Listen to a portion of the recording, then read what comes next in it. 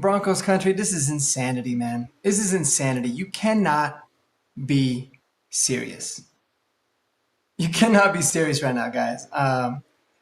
As I'm sure you've heard, breaking news, Dre Greenlaw has been suspended 1 game without pay for unsportsmanlike conduct in terms of the way that he, I guess threatened and yelled at the referee. The thing about the whole like threatened is it's very subjective, right? And unless there's anything caught on camera in terms of exactly what was said, he is going to appeal it. But is he going to win that appeal? I don't know. Okay, I'm gonna rant. Yo. So appreciate you guys tuning in. Computer Blue already saying so he's injury prone and makes dumb decisions. Nice. Yeah, listen, man. We talked about it on Horsepower Hour a lot that we were really missing somebody on this team that's kind of like a huge asshole, right? Like kind of like what Aqib Talib was in the 2015. Somebody just a dog that's gonna chirp a lot and talk a lot of crap to the opponent. Getting Malcolm Roach back kind of helped with that a little bit. And obviously, Dre Greenlaw, when he's on the field, he's absolutely out of his mind. And I love that about him. But here's my thing, all right? And here's where I get really frustrated with. And I'll show you guys, actually, before I get into my rant, let's just do this. I'll show you guys the video. I'll make it big for y'all, and we can go ahead and watch it together. So game is good. You can see here, at this point, Dre Greenlaw, 57, he's chasing after the ref. He's running up to him. And he's talking crap. All right. He doesn't touch him. He's just yelling and talking crap after the game. So that's what he was suspended 1 game for. Now, I don't get it, man. The NFL, and I've said this a million times, and it's not just related to the Broncos, the NFL has a severe refereeing issue, big time problem. And it's a magnified issue now that they're so in bed with all of these sports betting companies, right? Like the DraftKings and the FanDuel and the MGM Bet and all that kind of stuff. So there's already a lot of eyeballs and there's already a lot of money. People's money are actually on the table with a lot of the things in which the referees call. Right, so the transparency now is more important than at any time ever, just because of that. And it seems like the refereeing has gotten worse since all of that has happened, right? And it's only natural to ask the question of why that is. And they make the most inconsistent calls. And what makes me really frustrated, and this is league-wide. This is not just as it pertains to the Broncos. This is league-wide. They make inconsistent calls at the most crucial moments or at very crucial downs.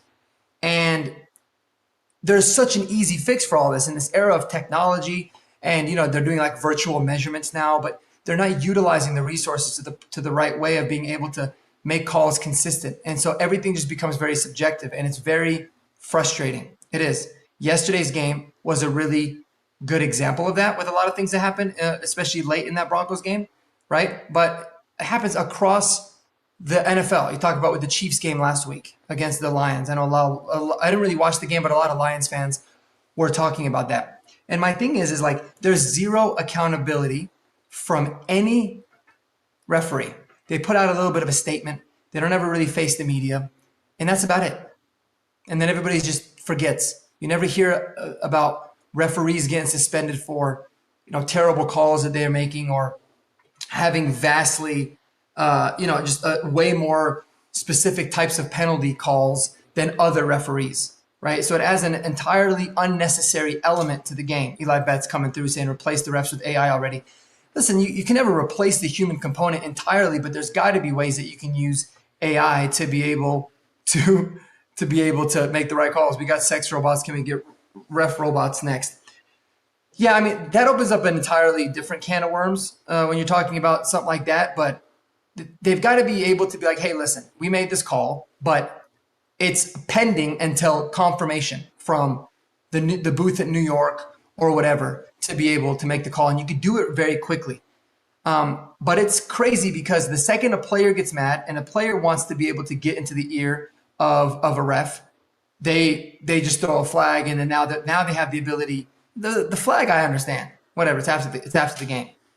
But to be able to, now they're going to, the NFL probably, called the referee. Referee told the league office, he threatened me. This is what he said. And it's a he say, she say type of thing. And so now it's like you're in NFL court and you're only going to be able to, win the appeal if other proof comes out, which they're not going to have proof. It's not like you're suspending a player because of domestic violence or a weapons charge or DUI or whatever it might be, where what they usually do is they'll let the courts handle it, and then based off of what the court finds, they'll put a punishment down accordingly. This is not like that. This is just a he say, she say, and them trying to be a little bit of a power struggle. You're trying to tell me that Dre Greenlaw yelling at a referee, not even placing his hand on him, just yelling at him because he's pissed after the game is over, warrants the same suspension that Brian Branch got last week when he goes and punches Juju Smith-Schuster in the face. If you're going to say that those two things are equal, it's crazy. So it's not that I'm just irritated because we just got Dre Greenlaw back and it's a Bronco player. Like, okay, yes, that's frustrating, but it's a game. We already went, 6 games without him, so we can go another game if we need to. But it's just the consistency in terms of the suspensions across the board, but also why isn't there accountability with the referees, and why is this not something that's talked about more like I feel like it should be? Yeah, he didn't do anything major, Kyle. We just watched the video. I can play it again for you guys if you want. It's asinine to think that something like that. Listen, you put your hands on the referee, maybe you push him, whatever it might be. I can understand that. He did not do that at all. He ran up to him, talked a little bit of crap, was pissed off, and walked away. That was the end of it. So to suspend somebody one game is crazy. I mean, you're almost better off fining the player than taking away an entire game check. For someone like Dre Greenlaw, that's probably $200,000-$300,000 in terms of out of his pocket, and he had just gotten back. But the fact that he was injured is not relevant to this. It's just crazy that there's never any accountability. Roger Goodell's consistently asked this question, and he just says, "Yeah, we have to be better," and they're never better. They never have the referees face the media, be able to take questions on what was their mindset. That would justify a lot of it. And so the fact that they don't even get asked to do that should spur a lot of questions as to why is it? Is it because they don't want to admit that they were wrong or look stupid, or they think it's going to stir more chaos? Because to be honest with you, man, if the referees came out and they answered questions and said, this is what I saw, this is what I called it, we could still disagree with the call, but we could at least appreciate the fact that they are going through what it is that they had, seen or felt, or why they made the call. And hey, you could, you address it like a man, we can move on. You ask all these players, you ask all these coaches to be able to face the media and face the tough questions. And, but you don't ask any of that from the referees. And the referees are an unbelievably, important part of the integrity of the game. Obviously the game in and of itself. And trust me, they're getting paid a whole lot of money, and they are grown men. They are fully capable of answering questions should they need to. And that goes for the line judges and the head referees and all of them. It's crazy. He is appealing. So we'll see. He's probably, like I said, this is one of those things where it's a he say, she say. I think the only argument that he's going to have in his favor is comparing his suspension with Brian Branch, right? You're going to suspend somebody. He punched another player in the face, not with a helmet on, in the face, and got a 1 game. Are you really going to think this is that egregious? The obvious question is no. So he might actually win a suspension because I think he's got a good case. But regardless, it's just crazy. It's crazy, the kind of power struggle. We don't know what he said or what did he do. I missed it. Oh, I'll go ahead and I'll show the video again, bro. I got you. Oops. Let's go ahead and add this to the stage. So this is the altercation. So Broncos kick the field goal. Everyone's celebrating. You'll see in a second. Dre Greenlaw pops out. He's right there. He pops out towards the ref, runs up to him, talks a little bit of crap, points at him, walks away. That's the end of it. 1 game suspension for that. It's crazy. It is crazy to me, man. But again, why can't they? I don't know. I really don't understand it. Yes, Eli. That is it, man.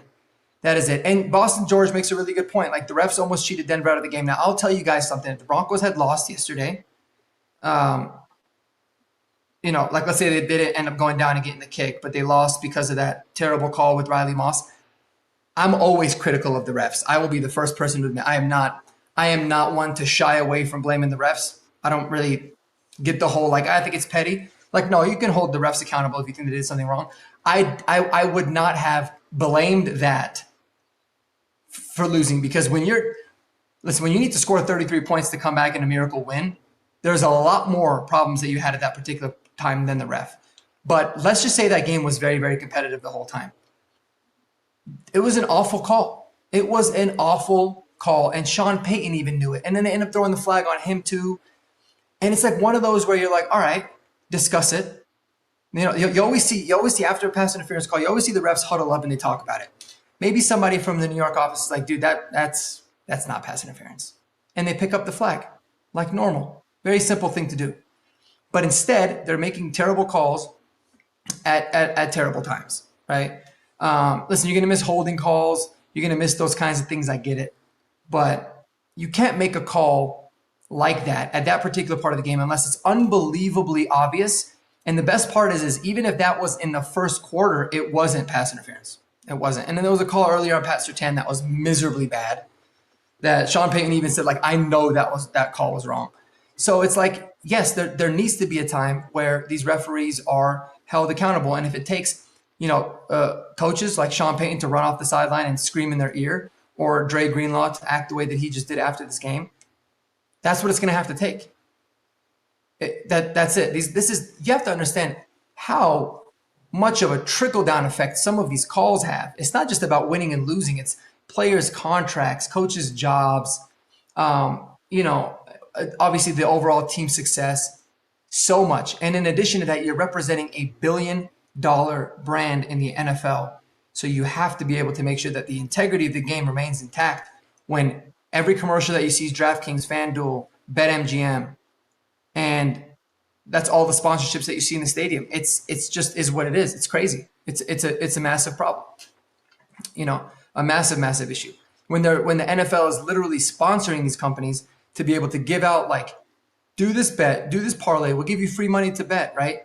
There's a whole, like, social aspect. Some people that have a lot of issues with in terms of, like, them contributing to, like, gambling addiction and blah, blah, blah. That all goes back to everyone's individual life. But if you're going to be in bed with these big companies, you've got to be very, very diligent and meticulous when it comes to the overall integrity of the game. That's all I'm saying. It's crazy. Yeah, man, the game, there's so much to talk about with this game. I'm still kind of in a semblance of, like, shock today. We're going to go into it in depth today on Horsepower Hour tonight, 8 p.m. Make sure you tune in. It's going to be a hell of a show. But there's so much to break down with this game because, in my opinion, it was really 3 games in one, and it was historically crazy. And if you have a historic comeback, right, which was unbelievable, you obviously had to have been at some point historically bad. And there was a lot of bad in yesterday's game, but it was amazing. Hope to catch you guys there. But appreciate y'all tuning in, man, for this little rant. I just wanted to come on live and talk about just how stupid I feel like this overall suspension is. I do believe that they have a really good case to be able to get it overturned on appeal.